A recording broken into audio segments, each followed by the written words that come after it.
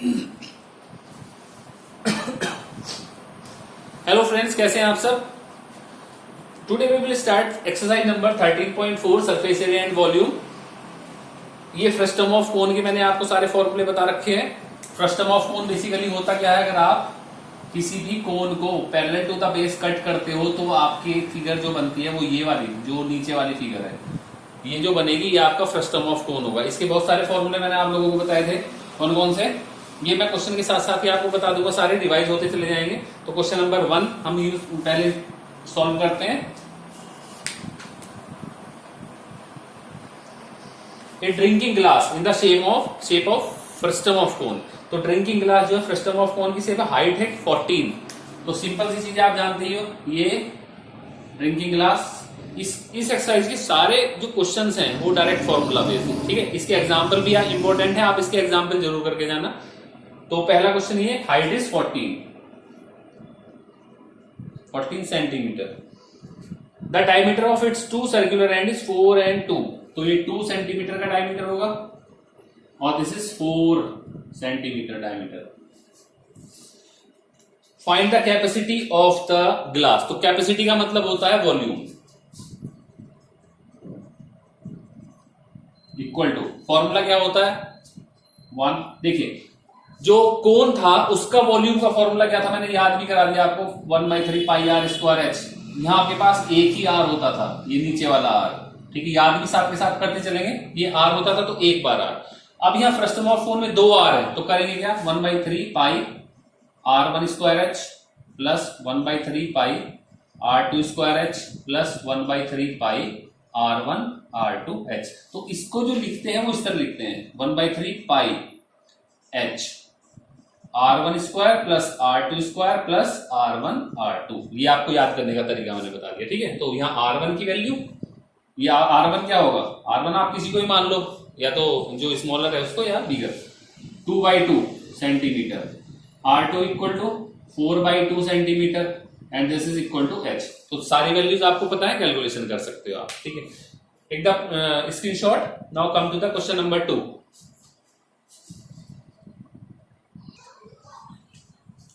Question number 2, the slant height of a frustum of cone is 4 centimetre. Frustum of cone है आपके पास, slant height is 4 centimetre. Slant height is this height L equal to 4 centimetre and the parameters circumference of its circular ends 18 centimetre and 6 centimetre. Find the curve surface area of the frustum of cone. तो curve surface area calculate करना है, तो CSA के लिए आपको क्या चाहिए, CSA का फॉर्मूला याद होना चाहिए पहले। क्या होता है, देखिए जो कोन होता है उसका CSA क्या होता है, उसका होता है पाई RL, क्योंकि एक R है, इसमें 2 R है, तो पाई R1L प्लस पाई R2L, ये करना, ठीक है। तो लिखने का तरीका ये है, पाई R1 प्लस R2L, ये आएगा। तो ये तो आपको गिवन है, पाई आपको पता है 22/7 होता है। अगर आप ये टिक लगा लो फॉर्मूला लिखने के बाद, जो आपसे पूछा गया है उसमें आप उसका फॉर्मूला लिखिए, और उसमें अगर टिक लगाने की आदत डालते हो कि हाँ ये हमारे पास है, ये हमारे पास है, इसके लिए कोई इंफॉर्मेशन दे रखी होगी क्वेश्चन में, तो उसके लिए क्या दिया हुआ है, सर्कमफेरेंस दे रखा है दोनों एंड्स का। तो अगर इसकी रेडियस R1 है और इसकी रेडियस R2 है, तो आपको जो गिवन है वो क्या है, पाई 2 पाई R1। ये वैल्यू दे रखी है आपकी 6 सेंटीमीटर, ठीक है। और 2 पाई R2, ये वैल्यू आपकी है 18 सेंटीमीटर। ये वैल्यूज आपकी दे रखी है, तो डायरेक्ट आप एक काम कर सकते हो, पाई R1 यहीं से आ जाएगा आपका डायरेक्ट। पूरी R1 की वैल्यू कैलकुलेट करने की जरूरत नहीं है, क्यों, क्योंकि अगर 2 से आप इसको डिवाइड करते हो तो पाई R1 की वैल्यू 3 सेंटीमीटर आएगी, और यहां से पाई R2 की वैल्यू आपकी 9 आएगी, ठीक है। तो देखिए पाई को अंदर मल्टीप्लाई करो, पाई R1 प्लस पाई R2 और L। थोड़े स्मार्ट बनिए कैलकुलेशन में। ये जो दे रखा है ये डायरेक्ट वैल्यू आप इसकी 3 पुट कर सकते हो, 3 प्लस 9 इंटू L इज 4, क्या की वैल्यू 12 4 48 सेंटीमीटर स्क्वायर, ठीक है। तो ये वैल्यू आ गई आपकी, ठीक। इसका प्रिंट आउट स्क्रीनशॉट लीजिए, मैं अभी आता हूं।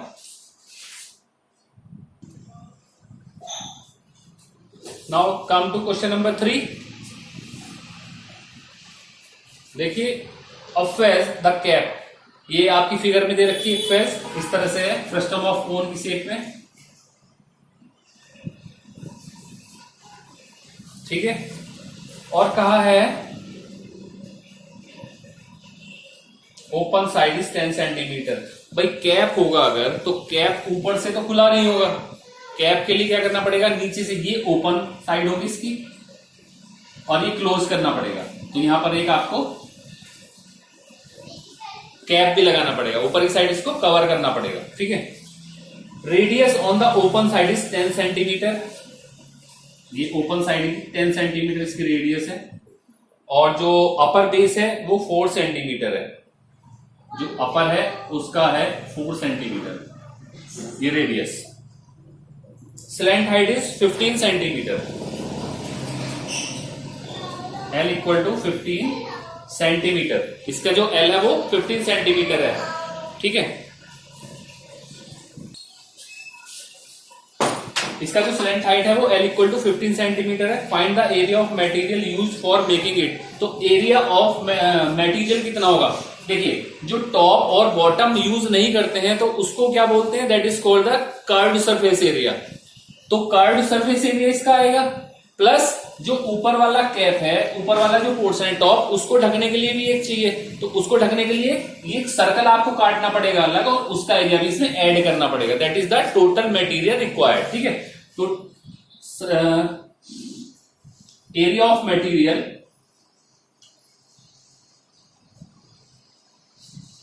Equal to CSA of frustum of cone. Frustum of cone समझ गए, F ऑफ कोन मैंने लिख दिया, frustum of cone plus area of upper portion, top portion, area of top circle लिख देता हूं, याद रहेगा, एरिया ऑफ टॉप सर्कल, ठीक है। तो एरिया ऑफ फ्रस्टम ऑफ कोन क्या होगा, वो सिंपल बहुत इजी होता है, पाई R1 प्लस R2L। सारी वैल्यूज गिवन है, R1 भी गिवन है, R2 भी और L भी गिवन है। तो ये हो गया, प्लस टॉप सर्कल का एरिया कितना होगा, पाई R स्क्वायर, R1 इसको मान लेंगे R1, ठीक है, और ये R2। तो ऊपर वाला कवर करना है तो क्या आएगा, प्लस पाई R1 स्क्वायर आएगा, ठीक है। सिंपल सारी वैल्यूज आपको गिवन है, you can calculate the value, you can calculate the area of material, ठीक है। उम्मीद है समझ में आ रहा होगा, तो प्लीज इसका स्क्रीनशॉट लीजिए अभी।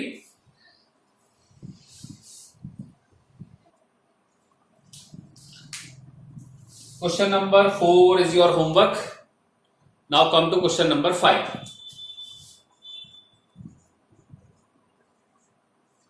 नहीं समझ में आता, देखिए एक बार क्वेश्चन को ट्राई करके देखिए, अपने आप इसके फॉर्मूले अप्लाई करिए, फॉर्मूले रिवाइज करिए।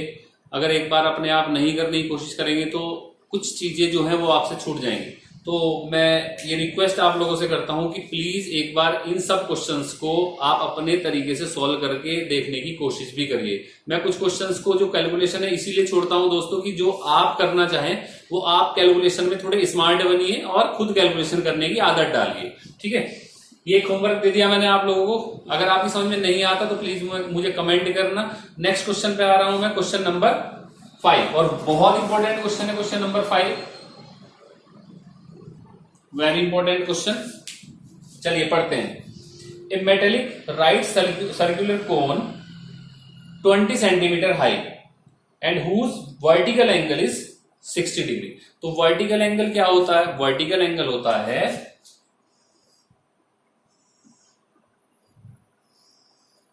ये वाला, ये 60 डिग्री है पूरा, ठीक है। जो इसकी हाइट है वो 20 है पूरी, यहां से और यहां तक 20 centimetre. It cut into 2 parts at the middle of its side. तो इसने क्या किया है, इसको कट कर दिया 2 पार्ट्स में, ठीक है। तो जो ऊपर की हाइट है वो 10 रहेगी और जो नीचे की हाइट है वो भी 10 होगी, ठीक है। चलिए अब क्या किया, इसके पास 2 पार्ट आए, 2 पार्ट में क्या हुआ, एक नीचे वाला पोर्शन जो कि हम हमेशा कट करते हुए आते हैं, ये वाला पोर्शन, ये फ्रस्टम ऑफ कोन बना, ये फ्रस्टम ऑफ कोन बना, और ऊपर वाला कोन बना। अब उसने क्या किया, इस फ्रस्टम ऑफ कोन को ले लिया अलग, ठीक है, और उसको मेल्ट करके एक वायर बना दिया। क्या किया इसने, ये जो फ्रस्टम ऑफ कोन इसके पास था, मेरे पास यहां पे,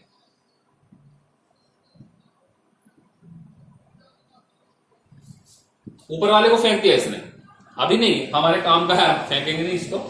ये हमारे पास फ्रस्टम ऑफ कोन आया, इसको क्या किया इसने, मेल्ट कर दिया। मैं आपको क्वेश्चन समझा रहा हूं, पहले क्वेश्चन क्या है। मेल्ट कर दिया, मेल्ट करने के बाद इसने क्या किया,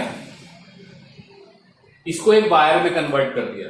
तो देखिए वायर क्या होगा, ऐसे बताता हूं, इसको एक वायर बना दिया, ये वायर है, ठीक है, ठीक है, ये वायर है आपका, ठीक है, जिसका डायमीटर कितना है, बहुत कम डायमीटर है, डायमीटर है इसका 1/16 सेंटीमीटर, ठीक है। उसकी लेंथ पूछिए, लेंथ का मतलब ये एक सिलेंडर की तरह वर्क करेगा, जो आपका वायर होगा दैट इज अ सिलेंडर। तो लेंथ का मतलब होगा इसकी हाइट पूछिए, तो हाइट के लिए h मान लो या l मान लो, let the length be l, ठीक है। तो इसका मतलब ये हुआ, जो इसका वॉल्यूम था वो इस सिलेंडर के वॉल्यूम के इक्वल होगा या नहीं होगा, तभी तो इसकी लेंथ आएगी। तो जो हमारा बेसिक कंसेप्ट है वो तो क्लियर हो गया आपको कि volume of the frustum of cone equal to volume of the wire, ठीक है, या वायर का मतलब सिलेंडर। तो ये लिख देता हूं मैं यहां पे, volume of frustum of cone equal to volume of